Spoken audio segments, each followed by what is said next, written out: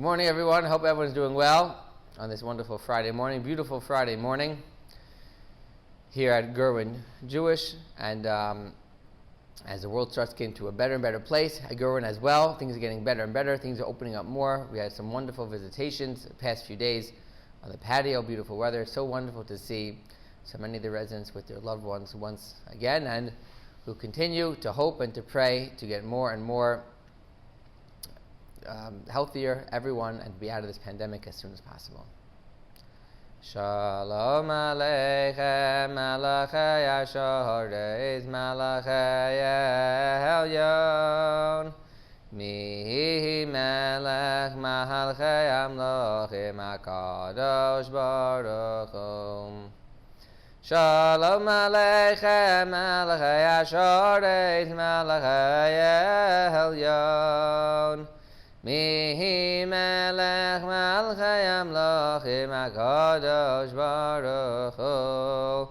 Boachem l'shalom Malachei Asholom Malachei Elyon, Mihi Melech Malchei Amlochim HaKadosh Baruch Hu.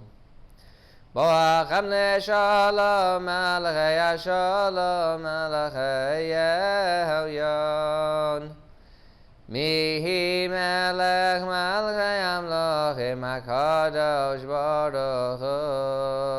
Boachem l'shalom Malachei Asholom Malachei Elyon, Mihi Melech Malchei Amlochim HaKadosh Baruch Hu.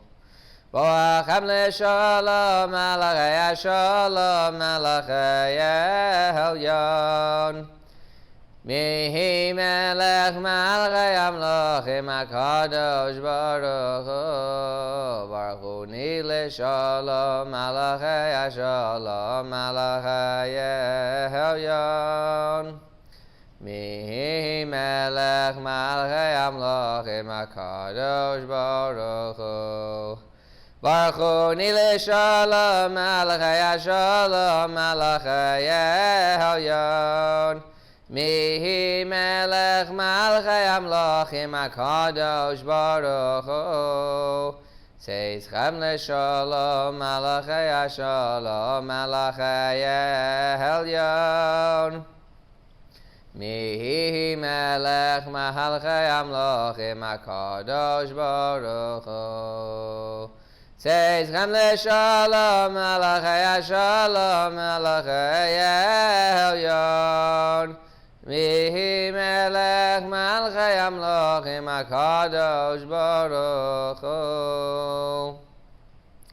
In this week's Torah portion, the Torah begins with the commandment of keeping Shemitah, keeping the seventh year, which is a very interesting commandment, and I'll explain it in the following way. So as we know, every seventh day is Shabbos, Shabbat, and we refrain from doing work as much as we can on this holy, holy day. The same way the seventh day of the week is holy, also in the land of Israel, the seventh year is holy, meaning that farmers are allowed to work for 6 years straight, and in the seventh year, the farmers are not allowed to work their field at all. And at first glance, this may seem like a very nice, that's where the term, by the way, sabbatical comes around.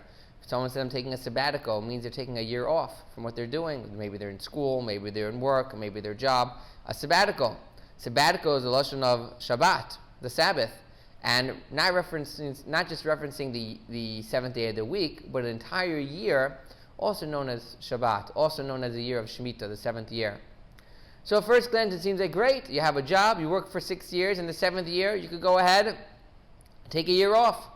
Well, it's not as easy as it seems, because we know farmers, even nowadays in the land of Israel, agriculture is a very big part of their livelihood. And imagine you have a job and the boss says to you every seventh year, you know what? You could take the year off, but you're not getting paid either. I don't know how many of us would go jump at that opportunity to do so.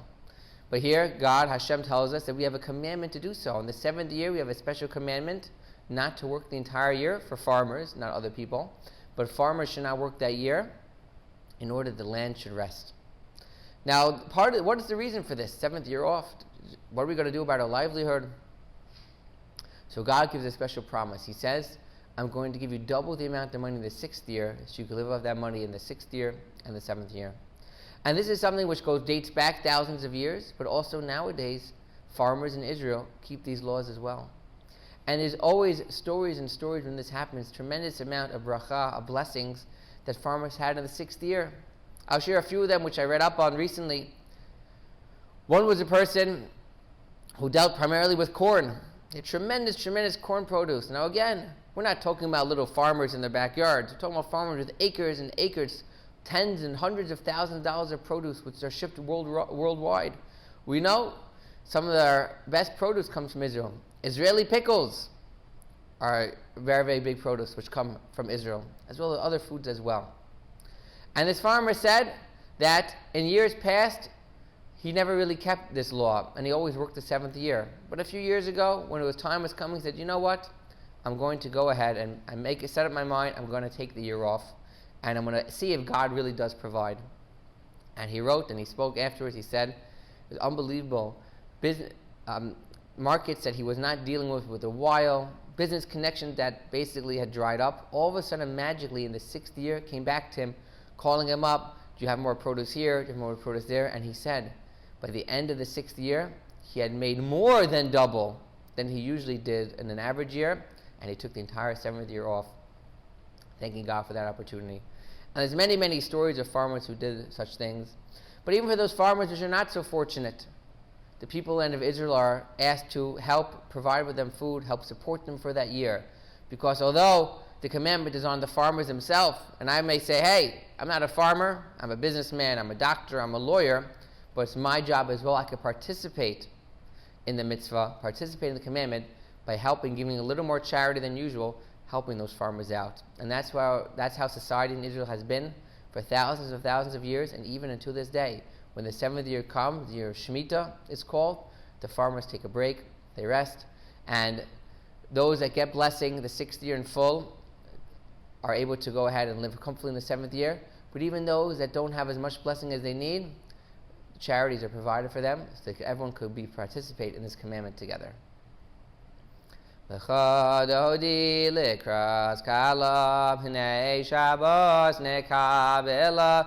Chododi likras kala p'nei Shabbos nekabela. Shamor v'zachor dibur echad ishmiya nogel am yuchad.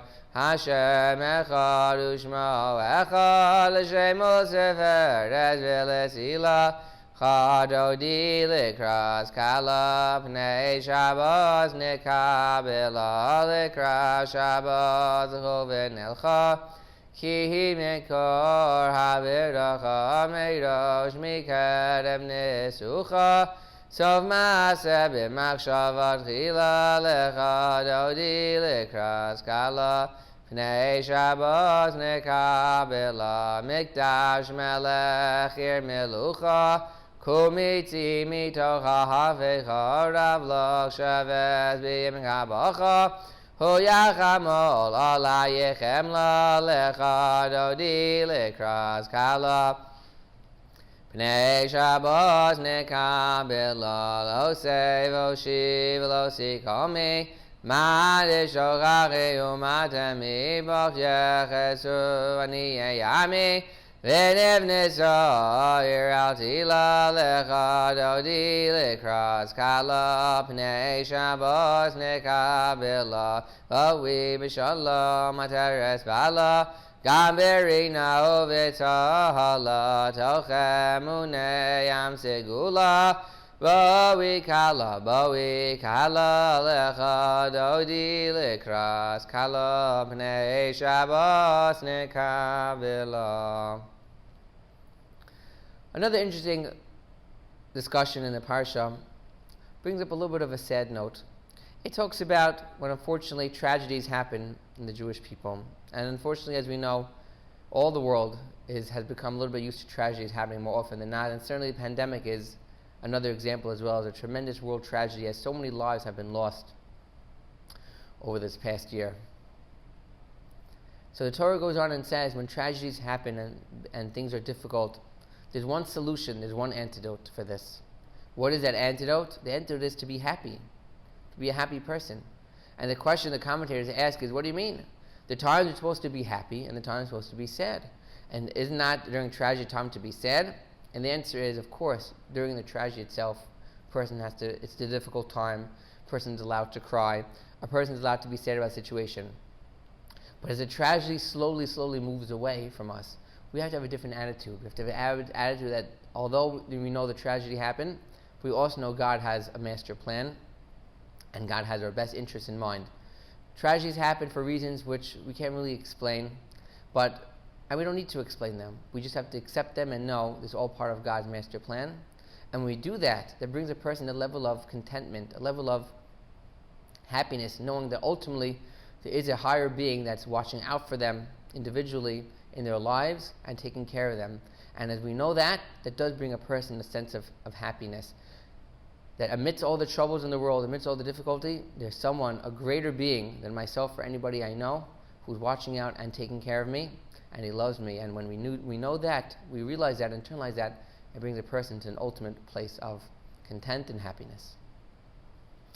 Adon olam asher molach v'terem kol yitzir nivra v'yeis nasa b'chefso kol azai melech shemo nikra v'yacharei kechlos hakol levahado yimloch nahora v'haya v'hoveh v'yiyeh b'sifara v'hu echad v'yein sheni Lahamshilo, lahachbira, b'li reshis, b'li sachlis, v'lo ho, zahamisra, v'hu keili, v'chai gochli, v'tzor chavli, b'yesh nasa, v'hu nisi, umanosli, b'naz kosi, b'yom ekra, b'yahado, avkid ruchi, V'yeis ishan v'yahira v'yimruchi g'v'yasi ado shemli v'lo hira. Everyone should have a great Shabbat, a great weekend. We'll see everybody next week.